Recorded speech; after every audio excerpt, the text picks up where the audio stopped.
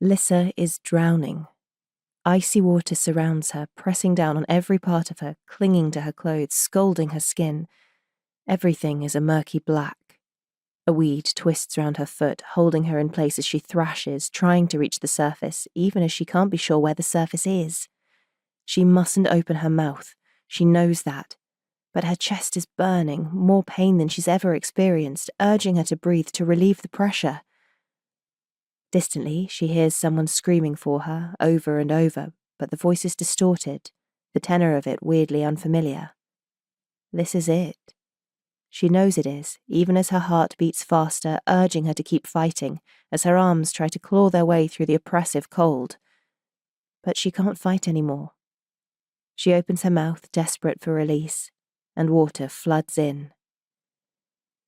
She wakes, drenched in sweat, her duvet kicked off. She is breathing heavily, her body trembling. Autumn rain lashes at the window, the only noise in the dark. She tries to steady her breathing, placing a hand on her chest and rubbing there. She's used to this nightmare, though that felt rougher than usual. She glances at the red numbers on her alarm clock on the bedside table, a birthday present from her dad a few years ago. A demonstration that he didn't have a clue what to get her, but she likes it all the same. It's 5:30 a.m. on the 16th of September. No surprise, really, that the dream was more vivid than usual, today of all days. 20 years exactly since her little sister drowned. It doesn't seem to get any easier year on year. Perhaps because she knows by now exactly what the day will bring. She pushes up out of bed, no point trying to get back to sleep after that. She walks to the bathroom in her small one-bed flat. This is the first year that she's been able to afford to rent on her own rather than having to house share, and she loves every tiny inch of it.